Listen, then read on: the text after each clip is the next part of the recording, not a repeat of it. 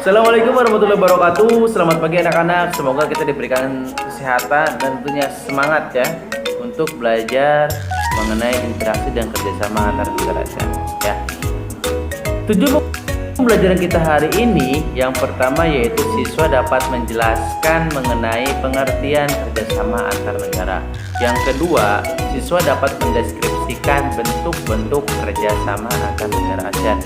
Dan yang ketiga, siswa dapat mengidentifikasi upaya-upaya meningkatkan kerjasama antar di negara ASEAN. Nah, 3 poin inilah yang akan kita bahas hari ini. Semoga teman-teman bisa menyimak dan tentunya memahami apa yang Bapak sampaikan hari ini ya. Oke, langsung saja kita bahas materi ini. Nah, di sini apa sih yang dimaksud dengan kerjasama? Ada yang tahu?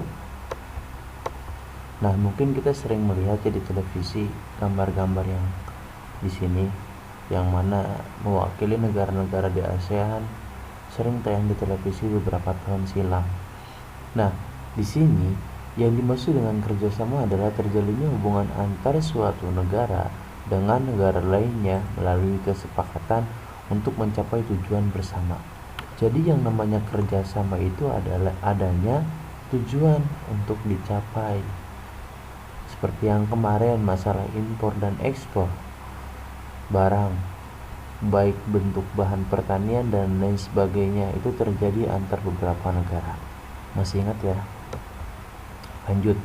Nah, di sini bentuk-bentuk kerjasama.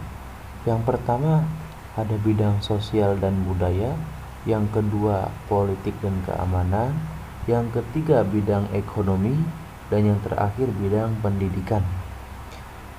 Bidang sosial budaya ini dilaksanakan oleh COSD atau yang disebut dengan Committee on Social Development. Nanti kita akan bahas lebih lanjut mengenai apa saja sih di bidang sosial budaya kerjasamanya. Lalu di bidang politik dan keamanan, kerjasama ini adanya JOPAN, Treaty of Amity Cooperation in Southeast Asia, dan Treaty on Southeast Asia Nuclear Weapon. Apa sih maksudnya di sini? Nanti kita akan bahas satu persatu. Lalu di bidang ekonomi mencakup kerjasama di sektor perdagangan, perindustrian, dan pembentukan kawasan perdagangan bebas di ASEAN yang disebut dengan APTA. Nanti kita akan bahas mengenai bidang yang ekonomi. Lalu yang terakhir bidang pendidikan, yang mana bidang pendidikan ini dilakukan untuk meningkatkan kualitas pendidikan di Asia Tenggara. Nah, di sini kerjasama di bidang sosial dan budaya, yang pertama ada kesejahteraan bagi golongan pendapatan rendah, kesempatan kerja dan upah yang wajar. Yang kedua, membantu kaum wanita dan pemuda dalam usaha-usaha pembangunan. Yang ketiga, menanggulangi permasalahan perkembangan penduduk dan bekerjasama dengan badan internasional. Yang keempat, pengembangan sumber daya manusia. Yang kelima, meningkatkan kesejahteraan.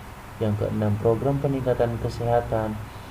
Yang ketujuh, pertukaran budaya dan seni, juga festival film ASEAN. Dan yang terakhir, penandatanganan kesepakatan bersama di bidang pariwisata ASEAN atau yang bisa disebut dengan ASEAN Tourism Agreement atau ATA. Nah, inilah kerjasama di bidang sosial dan budaya. Tentunya di bidang olahraga pun ada. Salah satunya olahraga yang dilaksanakan 2 tahun sekali yang disebut dengan SEA Games. Nah, kerjasama di bidang politik dan keamanan, di sini adanya Treaty on Mutual Assistance in Criminal Matters, yang mana di sini ada bantuan hukum timbal balik di bidang pidana. Yang kedua ada Konvensi ASEAN tentang pemberantasan terorisme atau yang disebut dengan ACCT, ASEAN Convention on Counter Terrorism. Yang ketiga adanya Defense Minister Meeting atau ADMM yang bertujuan untuk mempromosikan perdamaian dan stabilitas keamanan negara. Yang keempat, penyelesaian sengketa laut Cina. Yang kelima, pemberantasan kejahatan lintas negara mencakup perdagangan obat-obatan, obat-obatan terlarang, pencucian uang, penyelundupan, dan lain-lain. Yang terakhir, kerjasama di bidang hukum, bidang migrasi, kekonsultanan, serta keseimbangan antar parlemen. Nah, ini dia kerjasama politik dan keamanan. Lalu di bidang ekonomi, dibentuklah AFTA dan MEA. AFTA merupakan kawasan perdagangan bebas ASEAN. Keberadaan AFTA ini guna meningkatkan daya saing negara-negara ASEAN dalam melakukan produksi untuk pasar dunia dengan adanya penghapusan bea dalam ASEAN. Selain itu juga dapat meningkatkan investasi asing. Nah, lalu di sini pada tahun 2015, para petinggi ASEAN membentuklah yang disebut dengan MEA atau yang biasa disebut dengan Masyarakat Ekonomi Asia. Ini masuknya pada tahun 2015. Dengan adanya MEA ini, negara-negara Asia Tenggara mampu bersaing dengan India dan Tiongkok untuk menarik investasi asing. MEA juga membuka peluang suatu negara untuk menjual barang dan jasa dengan mudah ke negara-negara anggota ASEAN. Nah, ini dia. Di bidang ekonomi ada dua faktor, ada dua wadah penting yang menjadi jembatan untuk menstimulisasi perkembangan ekonomi masyarakat Asia, khususnya Asia Tenggara. Nah, di sini lalu apa sih upaya peningkatan kerjasama antar negara ASEAN? Yang pertama adanya kekompakan, yang kedua adanya konsistensi, yang ketiga adanya keterbukaan, yang keempat adanya rasa kekitaan, yang kelima adanya rasa saling menghormati dan kesetiakawanan sosial, dan yang keenam dinamis dalam menjalankan kerjasama. Nah, di dalam kerjasama ini yang dibangun harus berfokus pada masyarakat atau yang biasa disebut dengan people-centered approach dalam berbagai sektor. Dalam pilar sosial budaya, masyarakat ASEAN akan bersama-sama mengatasi berbagai tantangan di bidang kependudukan, kemiskinan, ketenaga kerjaan, dan kesejahteraan masyarakat. Dalam memperkuat daya saing kawasan, ASEAN berkomitmen untuk meningkatkan kualitas sumber daya manusia dan kualitas lingkungan hidup. Nah, inilah yang menjadi pendorong, yang menjadi salah satu upaya untuk meningkatkan kerjasama antar di negara ASEAN. Keenam poin inilah harus dimiliki oleh setiap negara. Nah, ini ada 3 pilar yang sangat berpengaruh dalam meningkatkan kerjasama antar negara. Yang pertama di bidang politik dan keamanan. Indonesia adalah pendiri ASEAN sehingga secara politis mempunyai pengaruh yang kuat. Di samping itu juga militer Indonesia masih diyakini terkuat di Asia.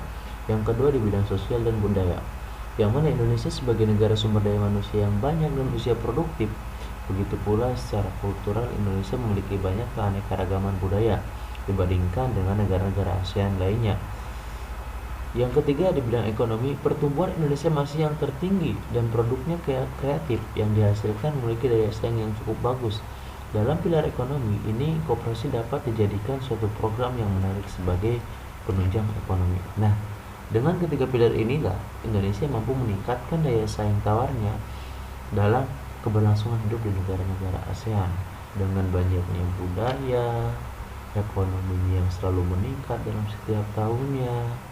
Lalu di bidang keamanannya pun begitu berpengaruh karena sebagai pelopor dalam pendirian ASEAN, sehingga inilah yang mampu memperkuat kerjasama antar negara-negara di ASEAN, khususnya Indonesia. Nah, lalu sekarang tugas siswa yaitu menulis bentuk kerjasama antar negara-negara ASEAN di buku tulis masing-masing. Lalu setelah itu di capture, dipoto tugasnya, lalu dikirimkan di file yang sudah tersedia di Google Form ya. Silakan untuk dituliskan. Dia belum paham boleh berkomentar di bawah ini, dan untuk yang belum tahu mengenai kerjasama silakan videonya ditonton sampai 3 kali ya.